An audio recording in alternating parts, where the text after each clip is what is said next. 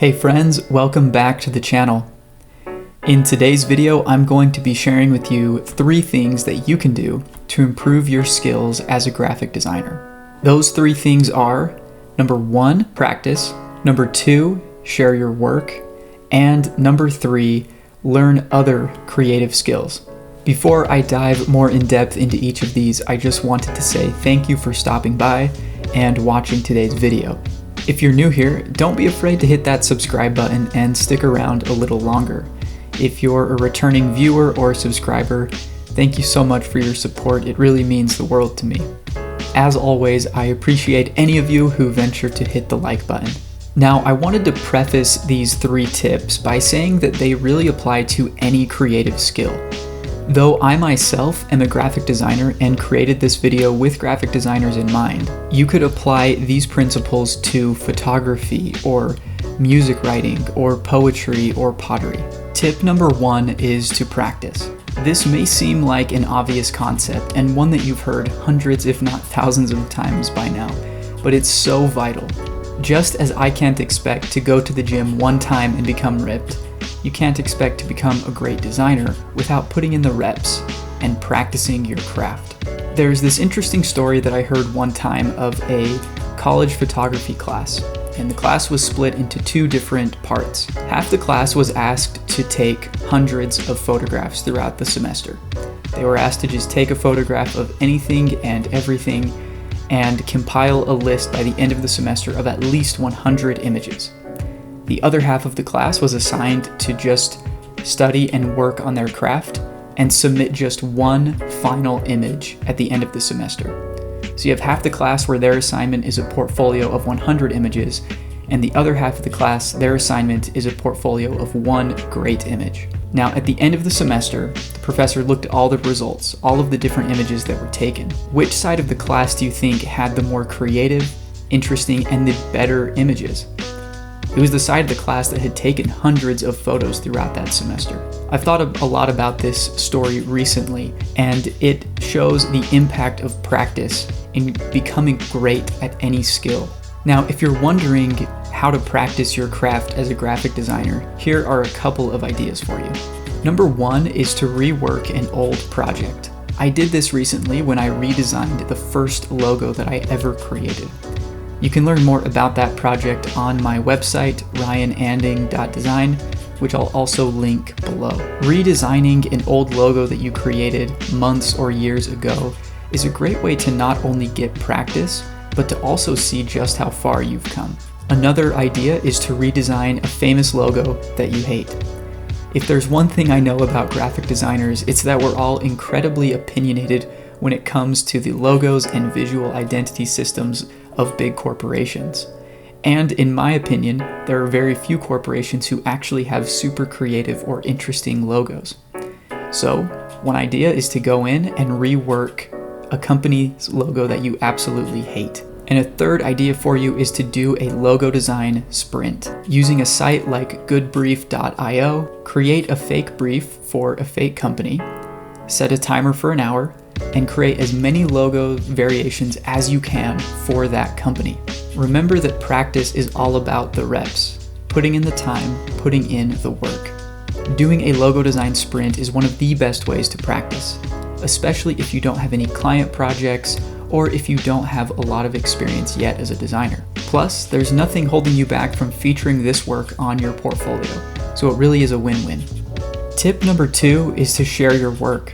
When I committed to pursuing graphic design, I knew that sharing my work would be a critical part of me growing as a designer. This didn't change the fact, though, that I was still nervous to share my work and to put the things I had created out there for the world to see. My main concern is, what would people think?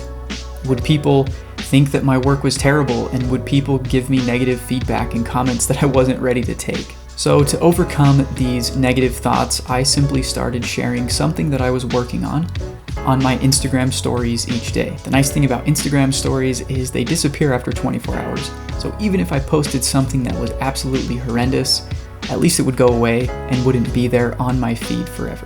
After doing this consistently over a couple of months, I then built up the confidence to start posting content and sharing my work on my main Instagram feed. This then translated into me creating a portfolio website where I could feature some of my best work. What's interesting about sharing your work is that, in all honesty, people don't really care, or at least they don't care enough to leave you a bunch of negative feedback, especially if you're like me and most of your friends and family do not have a design background. The opposite actually happened in my case. I had friends who were incredibly supportive and actually shared my work with other people they knew who were creative. Sharing my work not only allowed me to break out of my comfort zone, but it allowed me to build interesting and meaningful relationships that I wouldn't have been able to build otherwise. Plus, the work that I do each day has come about because I was willing to share my work. My work was then seen by my employer, who then offered me an opportunity to design logos and websites for some of our clients. Interesting things simply start happening when you get out of your comfort zone and start sharing your work. And you don't need to overcomplicate this. Pick a platform that you're comfortable with. For me, it was Instagram. For you, maybe it's TikTok or LinkedIn or Facebook, and just start sharing your work.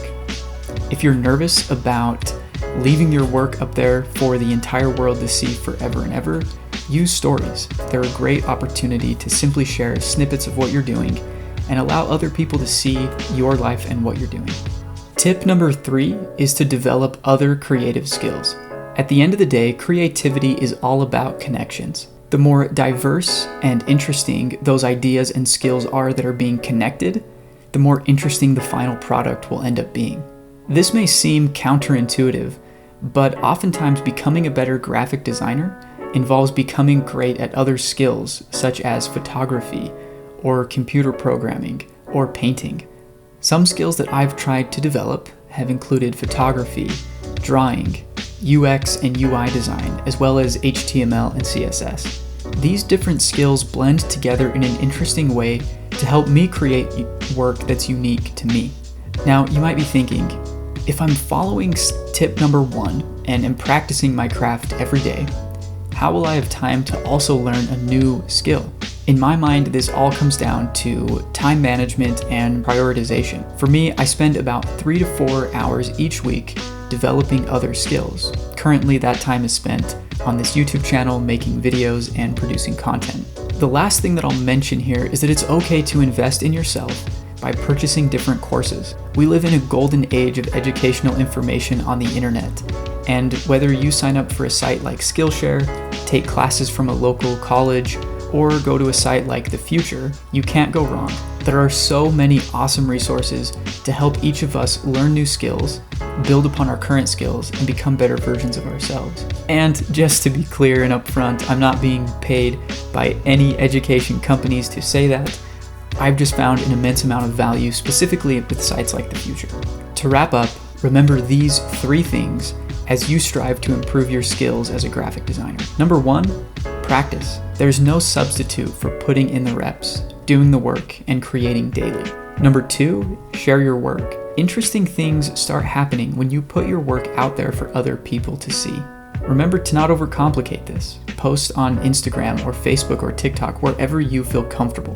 And number 3, learn other skills, specifically any creative skills that you're interested in. And don't be afraid to invest in yourself by purchasing different online courses.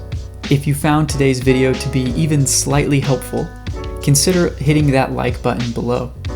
And if you're interested in seeing more content from me, make sure to hit the subscribe button. Thanks for watching, and I'll see you next time.